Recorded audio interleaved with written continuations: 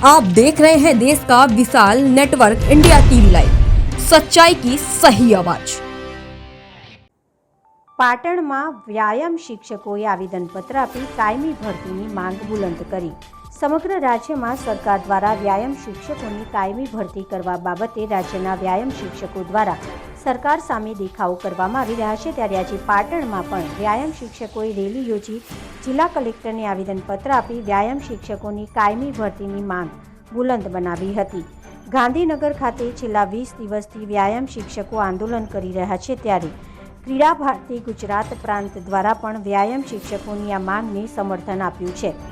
સમગ્ર રાજ્યમાં છેલ્લા 15 વર્ષથી પ્રાથમિક, માધ્યમિક અને ઉચ્ચતર માધ્યમિક સરકારી અને બિન સરકારી અનુદાનિત શાળાઓમાં વ્યાયામ શિક્ષકોની ભરતી કરવામાં આવી નથી અને સરકાર દ્વારા રાજ્યમાં હંગામી ધોરણે ભરતી કરેલ ખેલ સહાયકોની મુદત પૂરી થતાં તેમને છૂટા કરવામાં આવ્યા છે, ત્યારે રમતગમત ક્ષેત્રે વિદ્યાર્થીઓને માર્ગદર્શન અને પ્લેટફોર્મ પૂરું પાડતા વ્યાયામ શિક્ષકોનું ભવિષ્ય હાલ અંધકારમય બન્યું છે।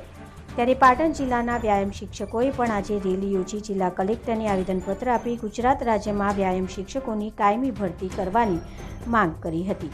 તેઓએ જણાવ્યું હતું કે જ્યારે ખેલ અભિરુચિની કસોટી લેવામાં આવી ત્યારે સરકારની પ્રાથમિક શાળામાં 5075 જેટલી વ્યાયામ શિક્ષકોની જગ્યા ખાલી હતી, તે મુજબની તમામ જગ્યાઓ નવા GR તથા નવું માળખું તૈયાર કરી સત્વરે કાયમી ધોરણે વ્યાયામ શિક્ષકોની ભરતી કરવામાં આવે તેવી માંગ કરી હતી। રિપોર્ટર અલ્પેશ શ્રીમાળી, પાટણ। નોકરી છે એ ગમે ત્યારે એની નોકરી છીનવાઈ જાય છે। વસ્તુસ્થિતિ બીજી છે કે જે શાળાની અંદર જે બાળકોને ખેલાડીઓને તૈયાર કરતો હોય એ 11 મહિના પછી એને કોઈ બીજી શાળા મળે તો ત્યાં જઈને એને પાછું પોતાનું પ્રદર્શન વ્યવસ્થિત કરી શકતા નથી। આ જે કોન્ટ્રાક્ટ સિસ્ટમ છે ભરતીની એ વ્યાયામ શિક્ષક માટે યોગ્ય અને બરાબર નથી। એટલે અમારી દ્રષ્ટિએ અમે એવું માનીએ છીએ કે વ્યાયામ શિક્ષક એ શાળાનો શિસ્તનો પાયો છે।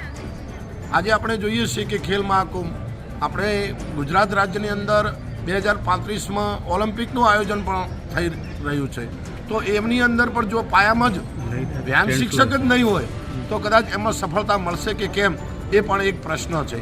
તો મારી વિનંતી ગુજરાત સરકારને છે કે સત્વરે કાયમી વ્યાયામ શિક્ષકોની ભરતી કરે, આ અમારી ખાસ વિનંતી છે। માંગ નહીં સ્વીકારે તો શું આગળ કાર્યક્રમ શું રહેશે તમારો? માંગ અમારી જે છે એ સ્વીકારે એવી અમે વિનંતી કરીએ છીએ। નહીં સ્વીકાર તો તમારે સ્ટેન્ડ શું રહેશે આગામી સમયમાં રાજ્ય સરકાર જો આ બાબતે ગંભીરતાથી વિચાર નહીં કરે તો ક્રીડા ભારતી સામૂહિક રીતે બધા સંગઠનો સાથે મળી અને આગામી સમયમાં અમારી યોજના અમે નક્કી